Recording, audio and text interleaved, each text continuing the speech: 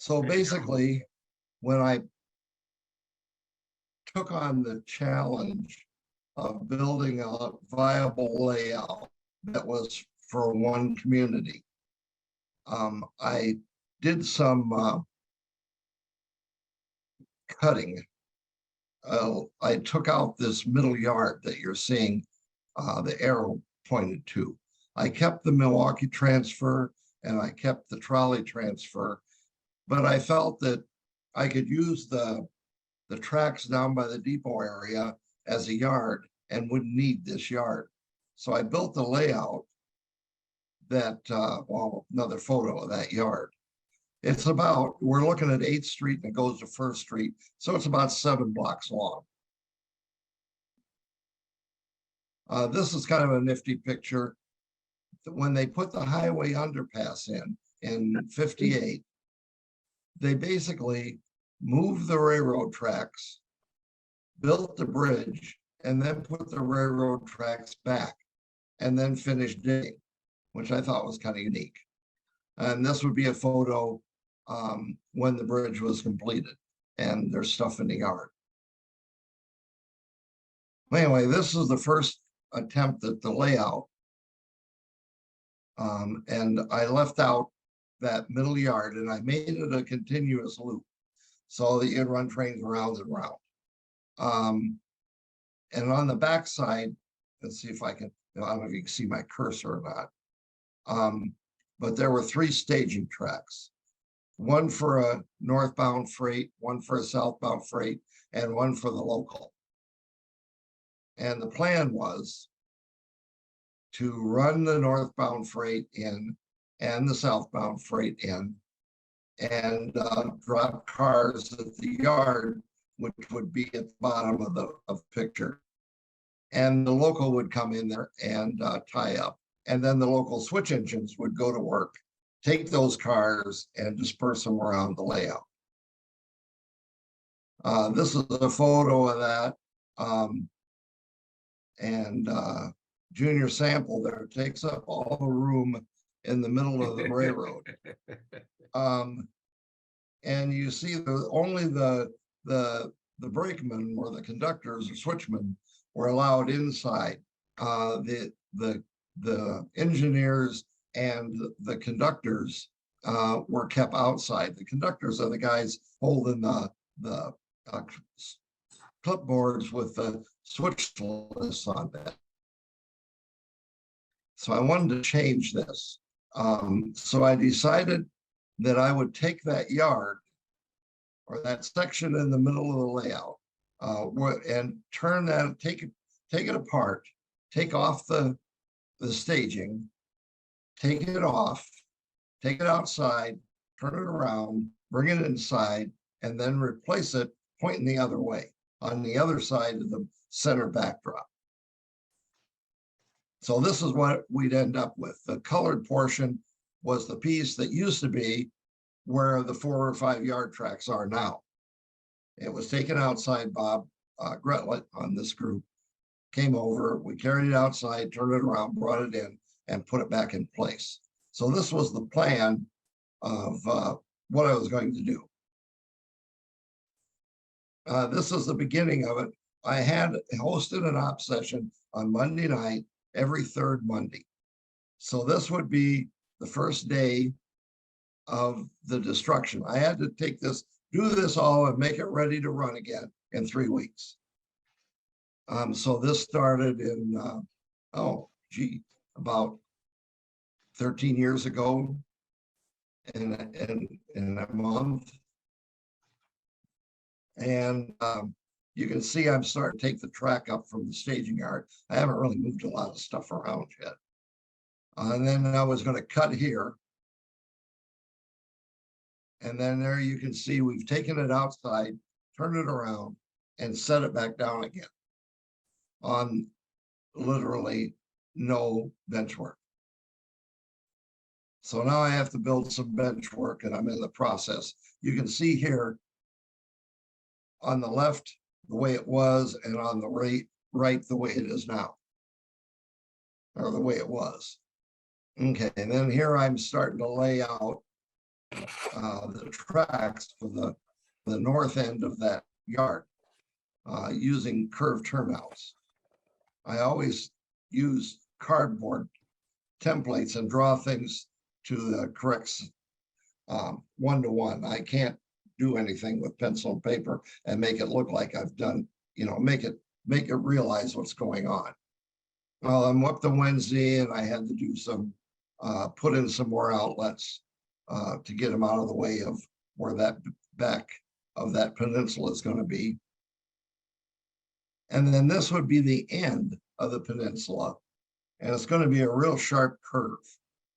And I'll show you how sharp in a minute or two. This is the template that I made up.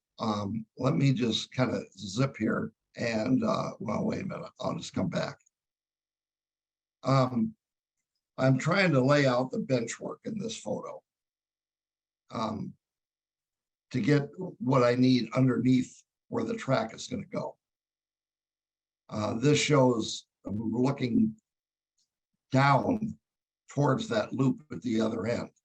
And then this would be where that loop is going to go. My original plan for the bench work. And then here I've got that piece of probably 1-inch foam.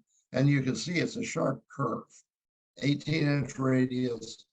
And we come into it with 22-inch radius. That turns out my bench work was bigger than I needed on one side and not as wide as I needed on the other. So you can see that I added a section to one side and cut a portion off the other. Always got to modify things. So now here I've got, basically this is all you're going to see on that end peninsula, that turn back curve. It's going to be this sharp, narrow operation. On the other end, where we first looked at those curved turnouts on the cardboard, we've got the fascias up and homosote for laying track. And then this is showing where the yard is going to be. There's homosote. And then we blended that into that curve and we got the backdrop up. Another photo, and you can see here I had to add a little pleat out there to where I overhung on the end.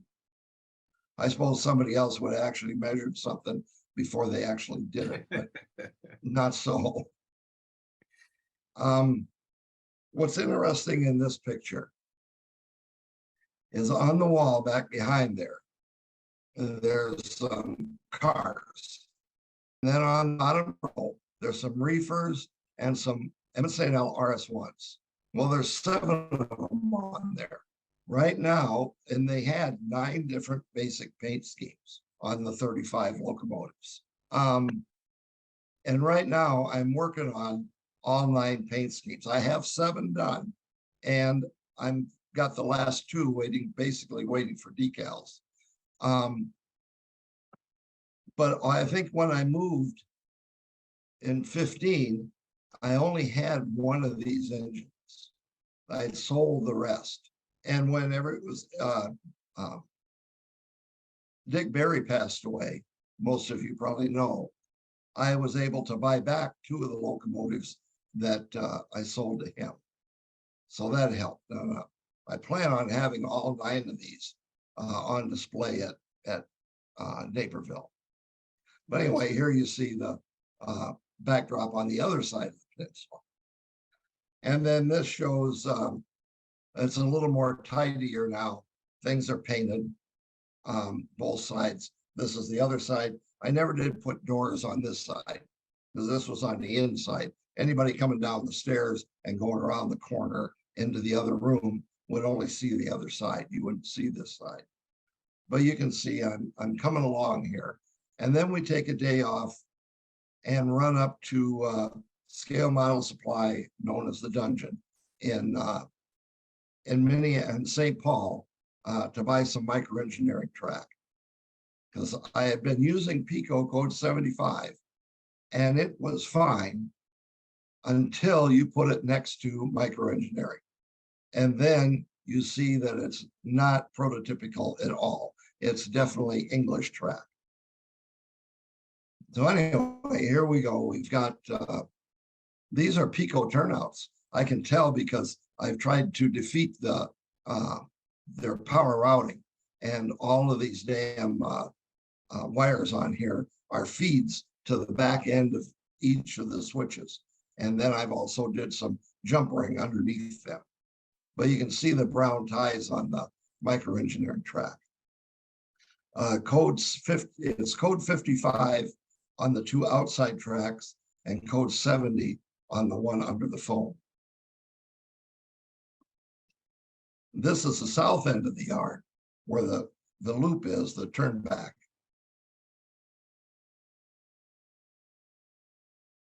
And here I'm using some cork under the main line, whereas the side tracks will be put on the regular Homosote. What's interesting about this yard, it was here until just a few years ago. They're trying to make a bike path out of the M&L through town. And they would store, the Northwestern would store 100-ton potash cars, whole trains of them in this yard, and then divvy them up as they were needed by the customers. And if you were to walk up there, only the main line had tie plates. The side tracks did not. Okay, here we got all the tracks laid. Need to drill some holes and take care of the wiring. This is looking at it, looking north from the south end of the yard.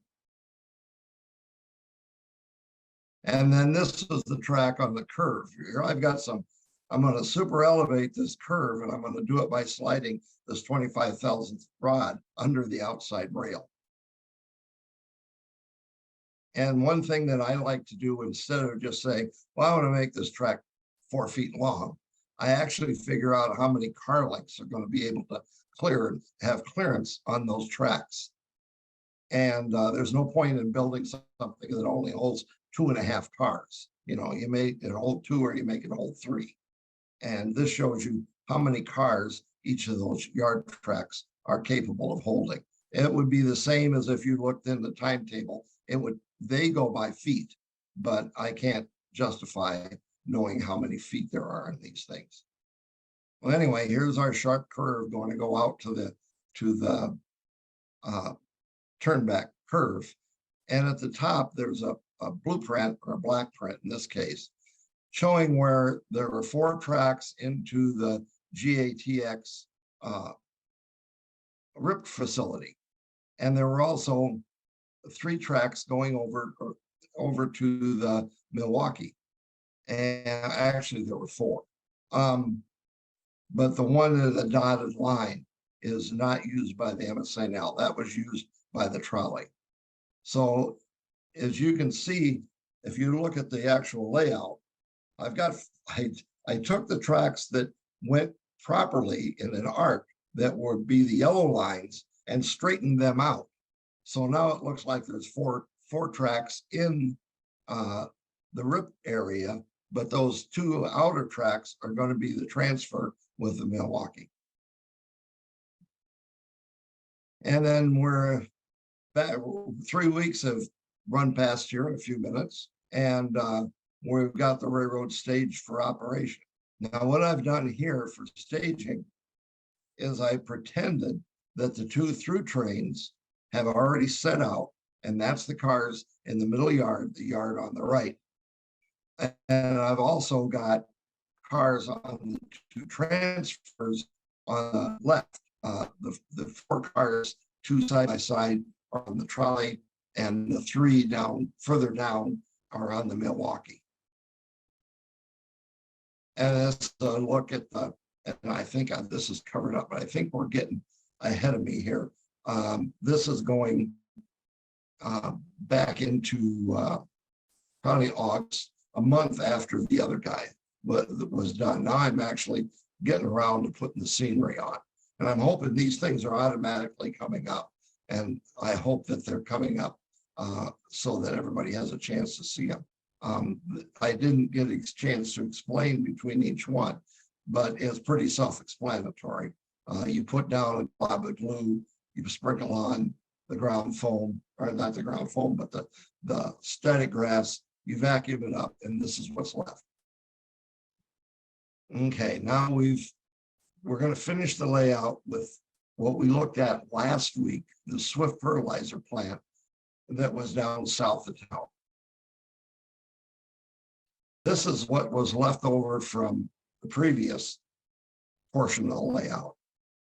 There are two tracks there that, if you can see my cursor, two tracks here that were accessible by the Northwestern at this end and the M&L at this end. This is the Northwestern, this is the M&L tracks here, and this is the Northwestern coming this way. They cross there for real too. So here again, I've got the cardboard up and I'm trying to make everything fit into place.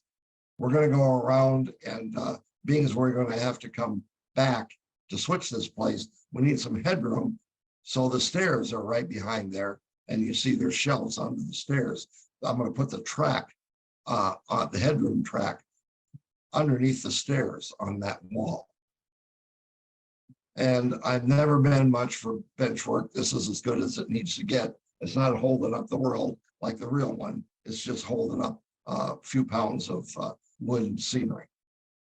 And what I did here is I forgot to mention, there's a hinge here and there's a hinge on the other side. So if I needed to, for whatever reason, I could pop those hinges out and move that whole peninsula out of the way. Okay, so now here we've got the road bed in place. The building's been cut in, but I haven't added the length of track under the stairs yet. Another photo of that. And then here after it's finished. This is some of the first photo backdrops that I put on anything. It was about this time. This is 2010. This would be about when static grass must have come out about 2000. We started using it about 09 and backdrops about the same time. And now the Northwestern is going to cross the M&L here. And I wanted to have ditches on the main line. And anybody that's tried to cut into Hohenstone, no, it's not really possible. And so what I did is I put this knurling thing on the end of my drill and then just basically gouge the crap out of the Hohenstone to make ditches. And then here we've got an area we need to fill in. So it's going to be a couple of fields and then that Northwestern crossing. And now where this is showing my first photo backdrops that are going to be behind where the trolley is to the left and right now we're looking at the lead into the Milwaukee. And then here's a close-up after I put the stuff actually on the backdrop, cut it out and glued it on. And you can see that there's blue from the actual sky showing through my blue. So I took craft paint and basically painted the trees. And here you can see that I'm just starting to use craft paint, but now I have probably 50 of those little bottles of 50-cent piece. They're probably $1 a piece now, but so that's what I do to kind of blend the trees in. So it kind of also looks like they're painted rather than photographs. I kind of divvy between the two. And also on the backdrop there, you can see where all the placements are for cars and the track layout and who goes where and how many cars to hold. And then that curve, that little minuscule curve, I think this is 5 inches wide. So you can see it, this is it before, and I don't do anything else here. Yep, goes back again to what it looks like it was finished.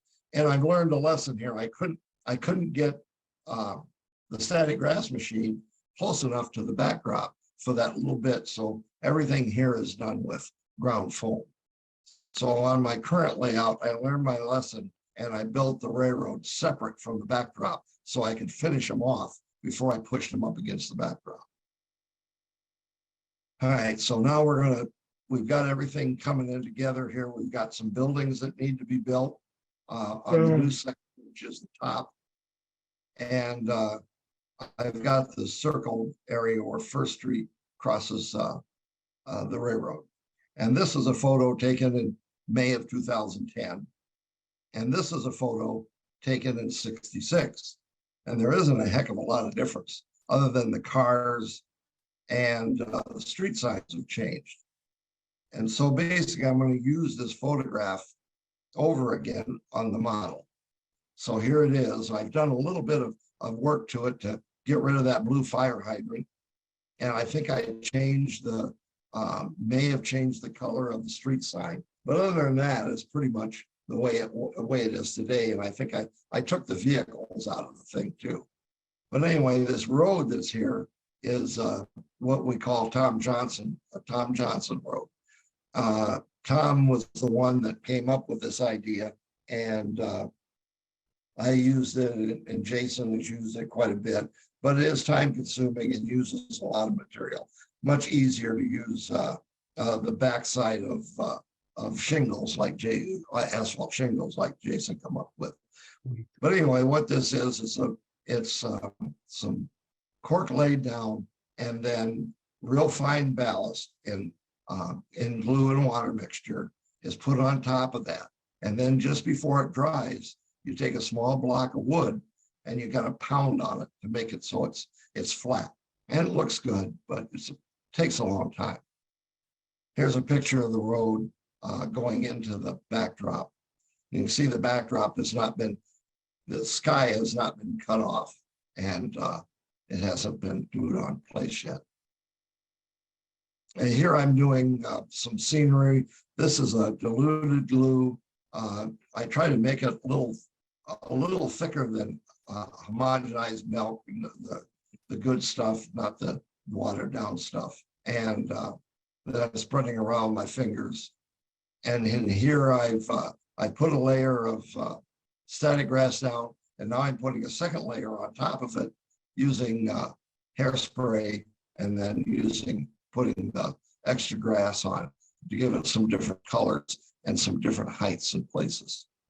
And then after that, I take some coarse foam and sprinkle that on, and then kind of push it down with a brush. But I've kind of given up on that, just maybe using an awl or something to push it down in there. And you can see on the backdrop, again, I'm too close and I've got a lot of grass that's stuck to it.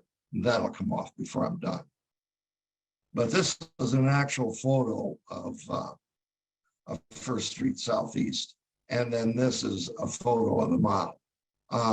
This switch stand now resides in my backyard.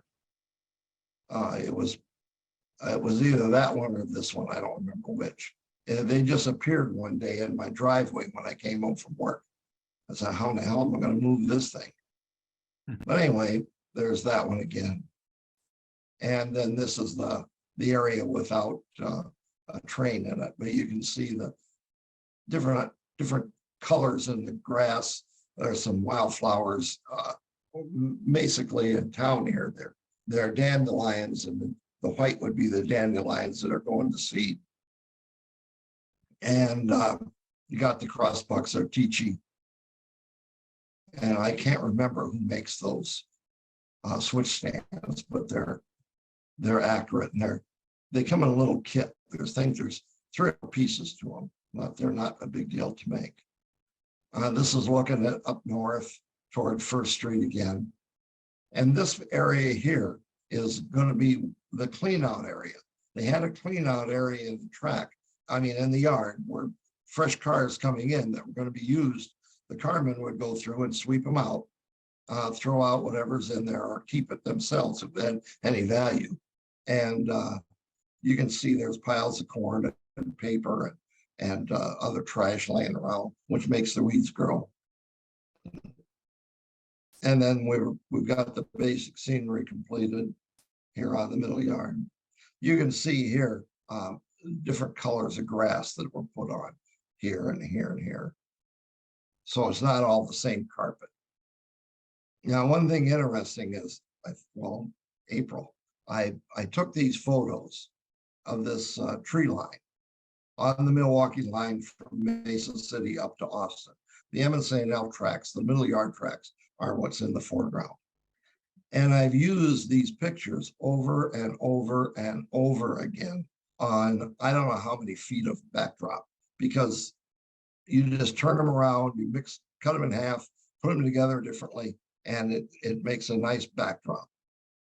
And you can see here they're put on in several different. It doesn't all look like the same thing over like a wallpaper pattern. And you can see the clean out track here with all the debris around it. And I think that gondola there with the loads in it was actually in railroad Craftsman. It was in a Craftsman article. Now, if you look at all four of those cars you see in that picture, the only one I still have is the Santa Fe car, but I've rebuilt both the MP car and the Georgia car. I have those on the layout, but not those cars. All right, now we've got some buildings to build at the south end of the middle yard. There was the foundry, there was a small place, a distributing company, and then there was a house that I usually don't mess around with anything that doesn't have to do with the railroad. But this house sat right between the Emmett St. L and the Milwaukee. So you almost have to put it in there, called the Rail Fan House. And here you see an aerial view. If you look in the lower right, you see the foundry, and above that by the dotted red line is that house. And then the Quill Distributing is also there. The blue dotted line would be the fascia, and the red dotted line is going to be the backdrop. And then this is the south end of the yard, 8th Street. And again, here I use the Tom Johnson Road method and the photograph again. And another photo. Now I've got need to cut that backdrop out and put it on. And lo and behold, with the static grass, there it's done. And this doesn't take very long. Other than building that stupid road, you can do all this in half an hour to an hour, easy. This is a classic photo taken down there at 8th Street. And then this again is my rendition of that same photo. The guy in the engine in the red shirt and the engineer, that's my dad. And that's not me on the bicycle. I had a red Schwinn, but that's not it. Because if I was this far away from home, my dad would come off the engine and kick my ass. But anyway, that's just showing what you can do with if you try and do the prototype as correctly as you can. And then this is an overhead view showing that rail fan house, Quill, and also the foundry. Here's a picture of the Quill Distributing. I didn't even know this was there until I walked over one day and said, I wonder what that building is. Then I went to the library and found photographs. Well, here's me making what I can fit onto the layout. You can see by the static grass being there, I hadn't really planned on putting this there, but there it is now all in place. And nobody's ever going to see the part that's on the back anyway, so that's why I just cut it off. And then we're going to put the rail fan house on. You can see it in the lower photo at the top of the lower photo. And it goes between the backdrop and the switches up there. Here's a nice photo, a South Marty photo. Emmett St. L time freight coming south, Emmett St. L switch engine in the yard, Milwaukee coming down from Austin. Foundry sheds, Carmen shed is that green one, and then the rail fan house. So here's what that all looks like when done. Rail fan house and some of the sheds that go with the foundry as best I could make them, because they're not there, weren't there anymore when I finally decided to build it. This is another photo from the library, and I tried to make everything match as best as I could. These two boxcar red sheds I still use on my layout today on the car work section. They represent sheds for a lumberyard. This would be, you know, when you build resin kits, there's all kinds of pieces that come with them that are mystery pieces. You have no idea what the hell they are. Bob was over the other day and showed me a piece. What is this piece? It comes in these kits and never tells me what it is. And I says, well, it's for this. You paint it up and you throw it around. And then rail fan house, I've got sidewalk coming up from the street.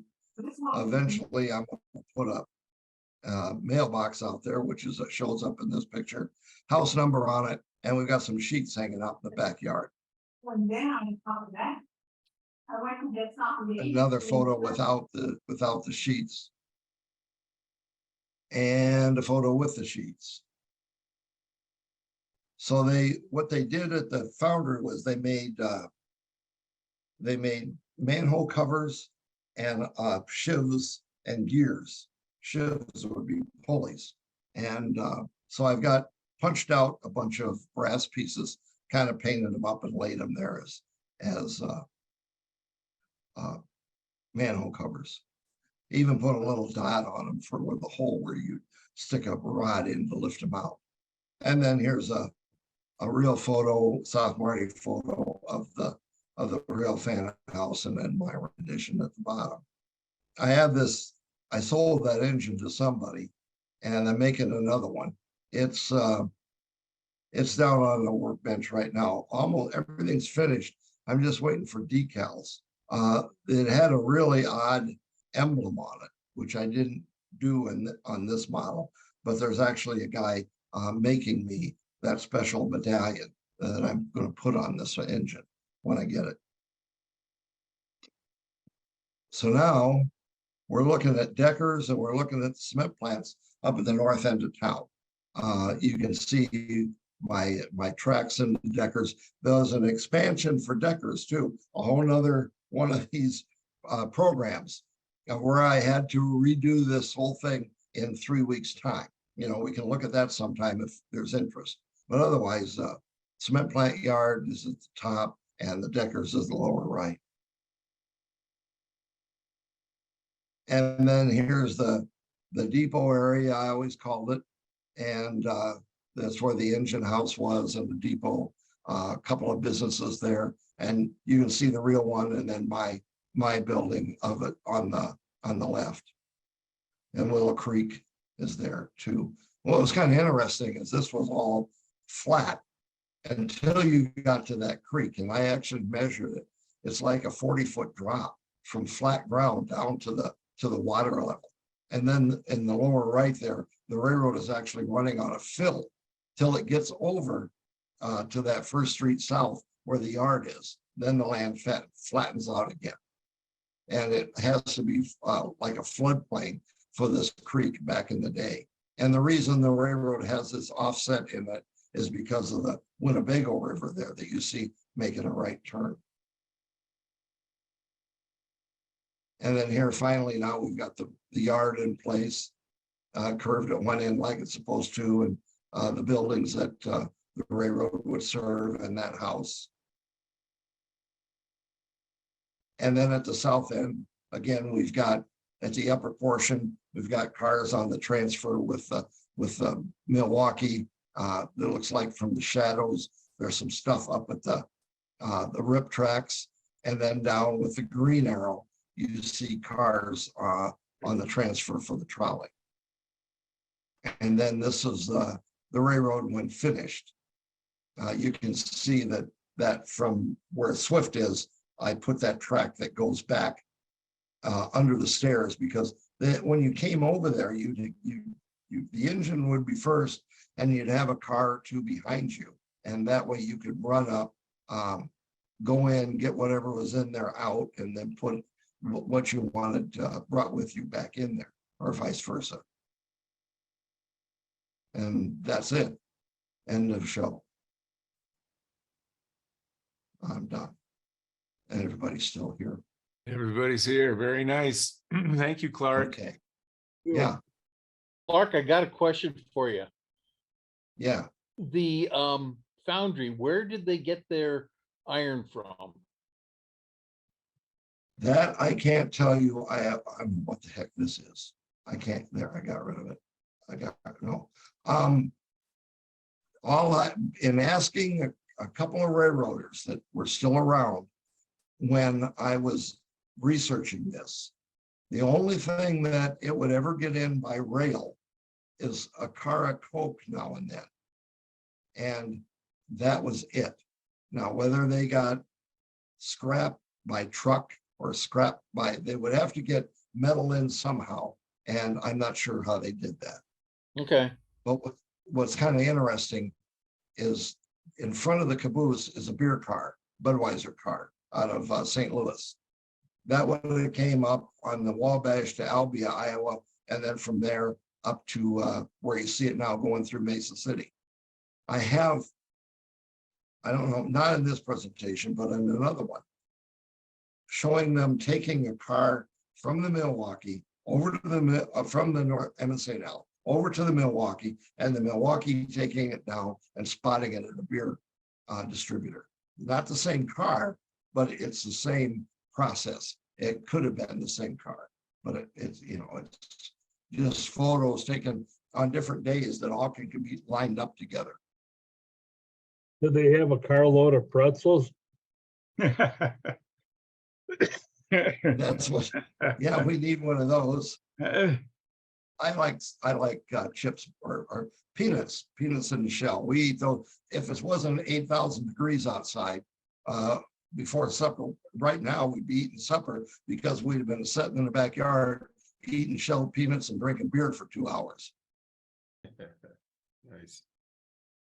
So Clark, when you redid it, the continuous running was gone, right? It didn't go under the Yes, surface. then it was point to point. Yes. Yeah, because what happened was I've got another one of these somewhere where I actually cleverly figured out how to make something move around the railroad, a little dot, little dash, so you could see the movements of the trains. Oh yeah. But the original plan was, here's a photo with, if I can find the whole shooting match here. Okay, the original plan was, like I said, to have these 3 trains spotted out here. So finally, when operating this layout, there's teething problems, and it took a long time before we actually were ready to actually run these trains in, set out over here, and run them back, run the other one in, set out, run back, and then bring the local in and have it terminate here. And when we did that, the first time we did that, only the engineers and the brakemen ran the thing. Everybody else kind of was bullshit, like, why are we, nobody was interested in doing this. So I said, screw it. Why have this proper yard that I want just to have this circle of track to bring cars in that nobody really cares about? So it was just as easy for me to make up a switch list that rotated from Monday to Friday. And then I would basically have the same cars for Monday, Tuesday, Wednesday, all week. And they would be on those shelves. And then in between op sessions, I would take those cars that were on the railroad, put them on a shelf, take the other cars, put them on the layout, and then print out the switch list, because they would just rotate through. The cars that were set out one session would be picked up the next, and those cars that were put on the railroad would be spotted, and on and on and on. So, and by the time, because we operated every 3rd week and with 5 days worth of switching, by the time they got around to doing Monday again, after doing Friday, they would have forgotten all about what they had done then anyway. The only thing that was of any real consequence was like that silver Georgia car. After a while, somebody say, oh, I remember that car goes here. And then the same with Deckers and the cement plants. Reefers are all reefers. They all look alike. And because they're all armor reefers, they're just different ones, different eras. And, so I had like 13 reefers, and we just use them over and over. Same with the tank cars and and the cement hoppers. They were the same all the time. They stayed on the railroad all the time. But the rest of the traffic would come and go off the railroad between sessions. I could, if sometime I can find that one on expanding the Deckers plant, making this all together, adding another track in here is what I did, and lengthening this whole thing out. And that was all done in 2 weeks too. And then when I did it, the guys show up to run the railroad and they didn't even mention it. They didn't even know that I had made it longer and added it back. Did you get your hair cut or something? What's different? Yeah, yes, exactly. Yep. Yep. Yeah, it's like when your wife is parading around the house touching her hair. Right. It's like, oh shit, she did something. Where was she at for an hour today? Uh-huh. All right, that's great. Well, thank you very much, Clark. That was very enjoyable.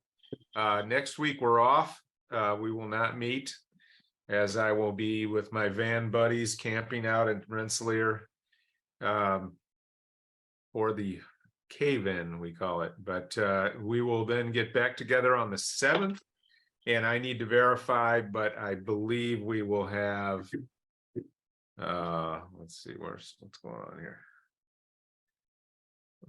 We will have Dave Fodness doing a piece on his layout, which is now taken down, but was quite an operational layout when it was up. So that should be fun, and enjoy next week. Enjoy your Labor Day weekend, and we'll see you on the 7th. Thanks to everybody for coming.